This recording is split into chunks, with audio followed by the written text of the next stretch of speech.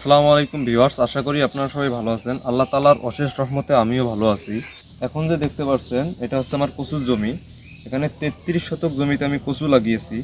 তো বন্ধুরা, আপনারা যদি কেউ কচু চাষাবাদ করতে চান তাহলে আপনারা কিভাবে এই কচু চাষাবাদ করবেন এবং এর থেকে কিভাবে ভালো ফলন আপনারা পেতে পারেন সেটাই আমি আপনাদের সাথে শেয়ার করব আজকে।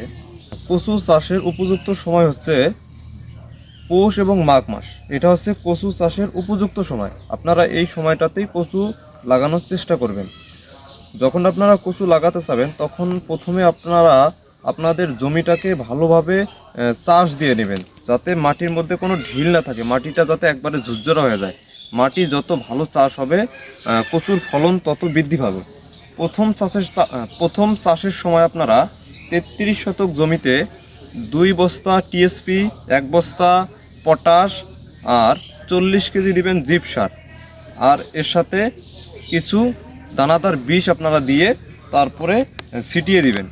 তো বন্ধুরা, যখন আপনারা দ্বিতীয় চাষ দিবেন এবং মই দিবেন, মই দেওয়ার আগে আপনারা 10 কেজি ইউরিয়া সারের সাথে 2 KG zinc sulphate monohydrate, 1 KG দিবেন বোরন এবং 2 কেজি ম্যাগনেসিয়াম সালফেট আপনারা জমিতে ছিটিয়ে দিয়ে তারপরে আপনারা আপনাদের জমিতে মই দিবেন।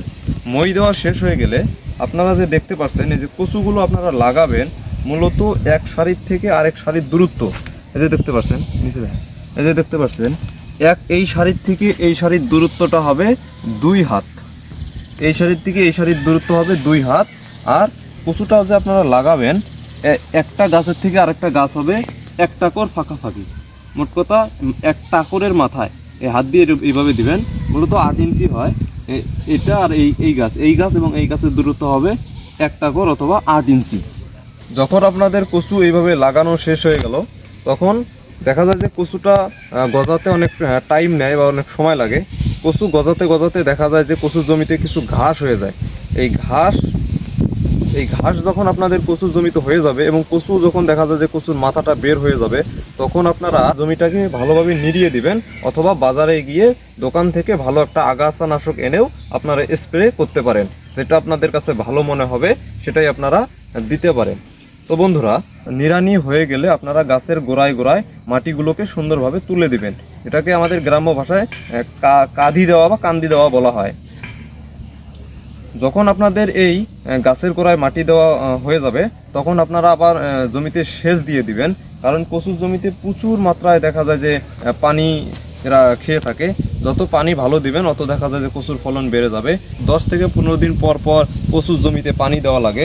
যদি বৃষ্টি হয়ে যায়, যদি বৃষ্টি হয় তাহলে তো দেখা যায় যে জমিতে এমনিতেই রস থাকবে।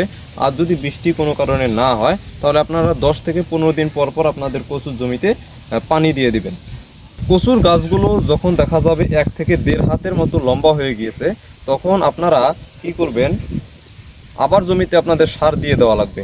তখন আপনারা 33 শতক জমিতে 1 বস্তা দিবেন টিএসপি, আর 20 কেজি দিবেন পটাশ এবং 20 কেজি ইউরিয়া, আর এর সাথে দিবেন আপনারা 2 কেজি সালফার। এটা সুন্দরভাবে মিক্সার করে আপনাদের জমিতে আপনারা ছিটিয়ে দিবেন এবং এরপরে আপনারা জমিতে আবার সেচ দিয়ে দিবেন। সেচ দেওয়া হয়ে গেলে ছোট কচুগুলো আস্তে আস্তে বড় হতে থাকে। এগুলোকে আমাদের গ্রাম্য ভাষায় বলে বই। এই বইগুলো বড় হতে থাকবে। তো বন্ধুরা, সার এবং সেচ দেওয়া যখন হয়ে যাবে আপনার, তখন কচুর কিন্তু একটা রোগ লেগে থাকে। সেটা হচ্ছে যে কচুর গাছের এই যে পাতা দেখতে পাচ্ছেন, এই যে বন্ধুরা দেখেন, এই যে বন্ধুরা পাতা দেখেন, এই যে বন্ধুরা পাতায় দেখেন ছোপ ছোপ দাগ হয়ে গেছে। অনেক সময় দেখা যায় যে পাতা ঝলসে যায়। পাতা ঝলসানোটা মূলত ছত্রাকজনিত কারণ হয়ে থাকে। যদি আপনাদের কচুর পাতা ঝলসে যায় তাহলে আপনারা ভালো একটা ছত্রাকনাশক এজোস্ট্রোবিন প্লাস সিপ্রোকোনাজল বা ডাইফেনাকোনাজল এই গ্রুপের কিছু ছত্রাকনাশক এনে লিটারে 1 মিলি হারে আপনাদের জমিতে আপনারা স্প্রে করবেন এবং এর সাথে আপনারা একটা বিষ স্প্রে করে দিতে পারেন। ক্লোরপাইরিফাস, সাইপারমেথিন বা ফিপ্রোনিল এই গ্রুপের কিছু বিষ এনে আপনারা ওই 1 লিটার পানিতে 1 মিলি হারে স্প্রে করে দিবেন আপনাদের কচুর জমিতে। তাহলে দেখবেন যে আপনাদের গাছগুলো সুস্থ সবল থাকবে এবং কচুরও ফলন অনেক ভালো হবে। 30 শতক জমিতে ভালো ফলন হলে দেখা যায় প্রায় 80 থেকে 90 মণ কচু সেই জমি থেকে উত্তোলন করা যায়। তো বন্ধুরা, ভিডিওটি যদি আপনাদের ভালো লেগে থাকে তাহলে অবশ্যই লাইক, কমেন্ট এবং শেয়ার করে দিবেন। আপনাদের সাথে আমার দেখা হবে আমার পরবর্তী কোনো ভিডিওতে। সেই পর্যন্ত আপনারা সবাই ভালো থাকবেন, সুস্থ থাকবেন। আল্লাহ হাফেজ।